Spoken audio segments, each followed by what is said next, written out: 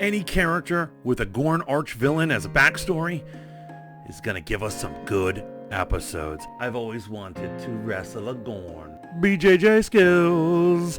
Hello and welcome to Voice of the Fat Mantis, and this is my review and breakdown of episode 1 of Strange New Worlds. Paramount Plus' new attempt in the Trek realm. As we all know, it depends on who is watching this, but some of us are true haters of Paramount Plus' Trek. You know, the newer age of Trek, and we've been thirsting for something else, and supposedly Strange New Worlds was the answer to this. It was Paramount giving the old fans what they want.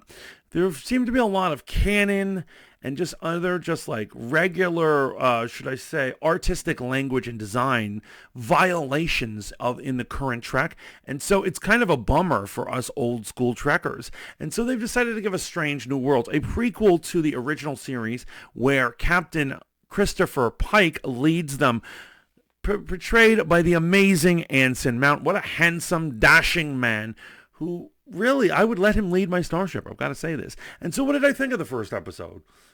I absolutely loved it. Now, was it the greatest episode? No. Obviously, I think very few people would ever say any first episode of any of the many Trek series, animated or not, is their best episode. So we all know the best episodes stand on the shoulders of episodes before them to set this kind of thing up. But it was a good introduction to probably most of our cast.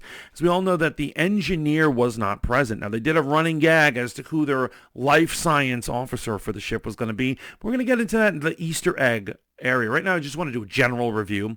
And I got to say, it started with the in-depth life and times of Christopher Pike. Now, Christopher Pike, from his Adventures of Discovery, was given a time travel-like vision where he sees how he's going to end up. Now, I think we all know, if you've ever seen The Cage or the Menagerie from the original series, the fate of Pike is not good. Now, the Kelvin universe, that's the J.J. Abrams verse, attempted to kind of nod to it, but they did not really go into the true horror of what it is. He's supposed to be horribly disfigured from radiation to the point where he can't talk, and he's stuck in a mobile iron lung / wheelchair and can only speak through a computerized voice. This is Stephen Hawking's times 50. It's a really horrible fate for anybody, and for such an active, together, dashing man, that's a fate worse than death, and he's foreseen it already, and this horrible dark fate that he knows is lurking on him. It's distracting him. It's making him not as good as a captain as he should be. And one of the things in the start of the series is it's kept him on Earth. He doesn't want to go back into flight, but of course he's summoned by our first Easter egg of it. That is Admiral Robert April. Now, Robert April was originally the first captain of the Enterprise. Never having a live action appearance, it was actually pretty cool to finally see him on screen. He's been mentioned before, but he was the captain before Pike. So it goes April, Pike, Kirk, Decker, Kirk again, and then God knows who else. I'm sure many of you out there can name the list of them. There's a long history of it, but it's interesting that we actually get a visual confirmation of who he is, and now he's the Admiral of the day.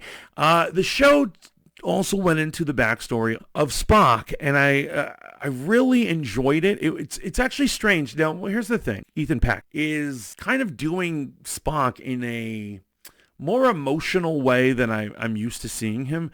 You know, I thought it was kind of weird when they started making out in the restaurant. It made me feel uncomfortable. I'm like, what am I missing here? Because he is a half Vulcan, he's always had pretender syndrome, so therefore he's tried harder and harder to fit in than anyone else. He has to be more Vulcan than Vulcan. And so I feel like that slip, that allowing that humanity, that passion in, felt like it was very not the Spock that I know, but I'll let it go because it's such a minor infraction, because I really enjoyed the story that they're going into his fiance and eventual wife. I love that whole kind of concept and how he's going to be having this, a love triangle is going to be happening, and I can't wait to see it. I think it's fun, especially with a Vulcan, someone who's supposed to be keeping it cool, playing it mellow. Now, the rest of the series kind of really focuses on meeting the new crew, primarily Lan Noonien Singh. Lan Noonien Singh, at first I thought she was like an addict or something because she wouldn't take the sedatives, but it turns out she has a horrible, dark past, and she decided to just, throw it up, regurgitate it onto the audience without asking. Pike at some point should have been like, You don't have to tell me your dark past. I didn't ask. But, you know, it happened, and it's all good. I do love that it's a backstory with Gorn, which is our second Easter eggs. As we all know, Gorn are the giant lizard men that Kirk would eventually wrestle. They're savages, they're monsters, they're a fun antagonist to have. So I'm really glad that they're an arch nemesis to somebody, which means we're going to keep seeing them return time and time again. And I can't wait till modern special effects tackle cool Gorn stuff, man. I'm tired of seeing that paper mache costume from the original series. For Christ's sake, man. But moving on, there's a lot of Easter eggs going on. The first Easter egg is the USS Archer, which was the ship that number 1 was in charge of. We all know USS Archer is reference to Jonathan Archer, the original captain of the NX-1 Enterprise from the Enterprise, from Star Trek Enterprise, and eventually the first president of the United Federation of Planets. And it's pretty cool that they gave us that reference.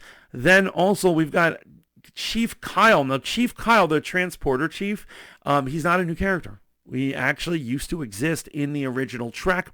He was also transporter chief. He was originally played by, I believe the actor's name is John Weinstein. It's pretty cool to have, you know, him, Nurse Chapel, Uhura, and Spock are all returners. We've all seen them in the series in the past, and it's really great to see him. Now, the actor, I don't even know the kid's name, but I know he was on Degrassi.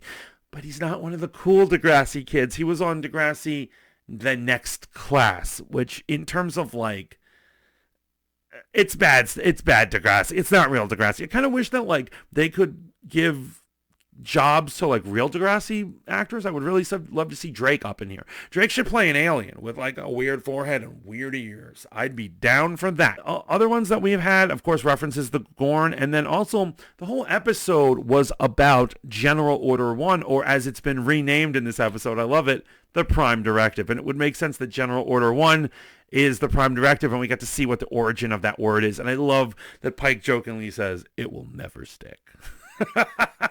Because as we all know, the future series, all they ever do is squawk about the Prime Directive. Unless they're really bad movies like Nemesis, where they blatantly ignore the Prime Directive. But that is neither here nor there. And finally, the ultimate Easter egg that got us all was he was continuously referencing a Lieutenant Kirk. Now, I was already a little pissed when I heard this.